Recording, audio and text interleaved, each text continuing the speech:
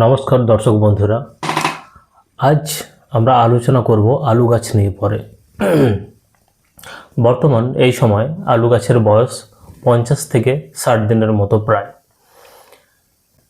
এবং এই সময় আমি বেসিক্যালি কথা বলছি পখরাজ আলুর ব্যাপারে।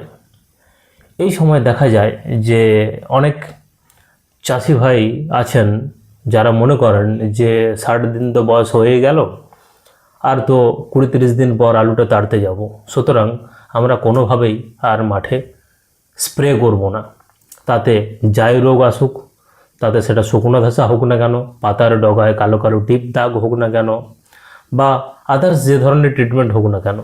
এবং অনেক সময় দেখা যায় যে গাছের ডগা থেকে পাতা শুকিয়ে শুকিয়ে নামছে, পাতা কুঁকড়ে যাচ্ছে, এবং এই সময় অনেকেই মনে করেন যে এটা জল পাওয়ানোর দোষে বা জল দেওয়ার দোষে এই রোগটা হচ্ছে, এবং ওনারা কি করেন, জলটাকে কম করে দেন, একটু কম কম করে জল পাওয়ান বা কিছুদিন অন্তর অন্তর জল পাওয়ান। এটা কিন্তু সঠিক পদ্ধতি নয়। আপনাদেরকে আমি কয়েকটা রোগ চেনার লক্ষণ আমি শেয়ার করব, এবং তাহলে আপনারা বুঝতে পারবেন যে কোন জিনিসটা হচ্ছে এবং কী কারণ তার। দেখবেন যদি পাতাগুলো নৌকার মতো কুঁকড়ে যায়, ওপরের দিকে টান দিচ্ছে, তখন আপনারা বুঝবেন যে এতে একটা ইনসেকটিসাইডের প্রয়োজন আছে। অর্থাৎ আলু গাছের পাতার তলায় ক্ষুদ্র ক্ষুদ্র প্রচুর পরিমাণে অ্যাফিডস জ্যাসিডস থাকে, যেগুলোকে আমরা জাব পোকা বা মাইটস বলে থাকি।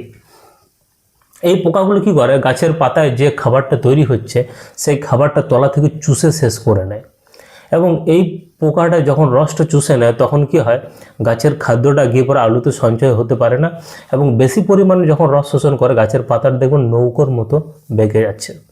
এটার থেকে মুক্তি পাওয়ার উপায় হলো আপনারা থায়ামেথক্সাম 30% এফএস কি থায়ামেথক্সাম 25% WG যে দানাটা পাওয়া যায় ইউজ করবেন, বা সিঁদুর কালারের তরল ওষুধটা ইউজ করবেন।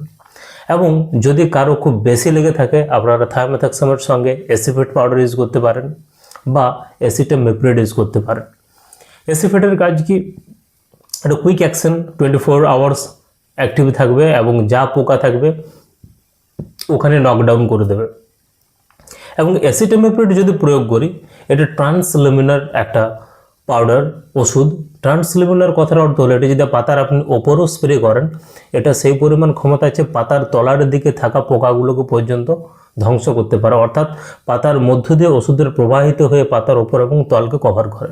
নইলে অনেক সময় কি দেখা যায় যে ধরুন আপনার আলুর এই পাতাটা আছে, ওপরের অংশ পরিষ্কার, তলায় দেখবেন এক চাপ জাব বসে আছে। সেক্ষেত্রে কিন্তু এই ধরনের ওষুধ প্রয়োগ করলে জাবের ক্ষেত্রে খুব কার্যকরী, কারণ জাবটা পাতার তলায় বসে থাকে। তখন কিন্তু ট্রান্সলুমিনার গোত্রের ওষুধ যদি অ্যাসিটামিপ্রিড একটু মিশিয়ে দেন তাহলে কিন্তু খুবই ভালো কাজ করবে। আবার আমরা যদি দেখি পাতাতে কালো কালো ডট ডট দাগ তৈরি হয়েছে, এবং সবকটা দাগ একসঙ্গে কিছুদিন পর মিশে যাচ্ছে এবং পাতাটা কালো হয়ে শুকিয়ে যাচ্ছে, এই ধরনের যদি রোগ হয়ে থাকে তাহলে আপনারা অ্যাজোক্সিস্ট্রোবিন ডাইফেনোকোনাজল 20 ml প্রতি 15 লিটারের ট্যাঙ্কিতে প্রয়োগ করুন। আপনারা দেখবেন এই রোগ থমকে গেছে।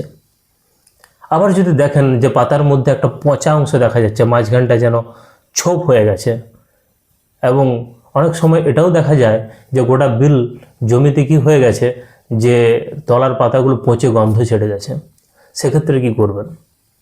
যখন দেখবেন যে পচন ক্রিয়া লেগে গেছে, সেক্ষেত্রে আমরা যেটা করব, একটা থিয়াফুইজামাইড কাসুকামাইসিন এই টেকনিক্যালের ওষুধ যদি আমরা প্রয়োগ করি, এতে কিন্তু খুব সুন্দর রেজাল্ট পাওয়া যায়। অনেকেই আবার সস্তা দামের ট্রিটমেন্টের মধ্যে ভ্যালিডামাইসিনও ইউজ করে থাকেন, একটা ফাঙ্গিসাইডের সঙ্গে মিশিয়ে পড়ে, তাতেও কিন্তু থামা যায়। আবার একটা ওষুধ অনেকেই চাষি ভাইয়েরও প্রয়োগ করে থাকেন, যেটা কিন্তু উচিত নয়, সেটা হলো হেক্সাকোনাজল। যখন গোড়া পচা ডাটা পচা পচে যায়, তখন সেই মুহূর্তে অনেক চাষি যারা কিনা অল্প খরচে কাজটা সেরে বাদ হতে চান, ওনারা কিন্তু হেক্সাকোনাজল স্বল্প মাত্রা 25 ml করে প্রয়োগ করে দিয়ে থাকেন। এর খারাপ দিক কি, হেক্সাকোনাজল প্রয়োগ করার, এই ওষুধটা প্রয়োগ করলে কি হয়, গাছের কাণ্ডটা শক্ত হয়ে যায় এবং আলুটা শক্ত হয়ে যায়।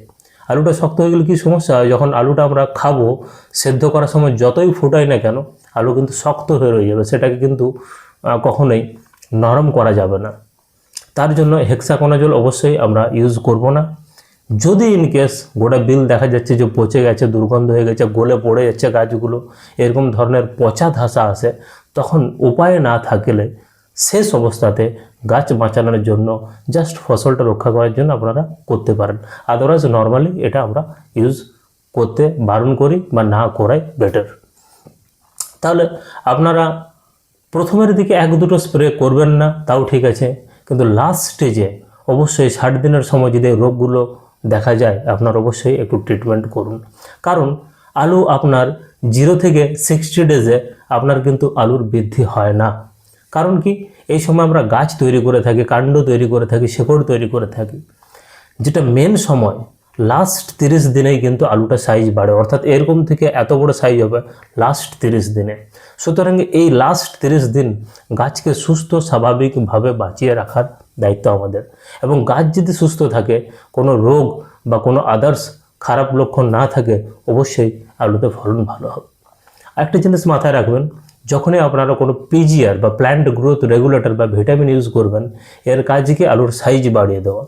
এই সময় এটা প্রয়োগ করার পরেই কিন্তু বোরন আপনার ইউজ করুন। তাতে কি হবে, আপনার আলুটা ফেটে যাবে না, কদাকার হবে না, উল্টো পাল্টা বাঁকা আকৃতি হবে না, সঠিক শেপে থাকবে, ছালটা পুরো থাকবে। তাহলে কিন্তু আপনাদের আলুটা অনেক সঠিক হবে। এতে জল ছোপ হওয়া বা সাদা কালো কালো ছোপ ধোয়া দাগ এগুলো আসার কিন্তু সম্ভাবনা অনেক কম থাকে। নমস্কার, ধন্যবাদ।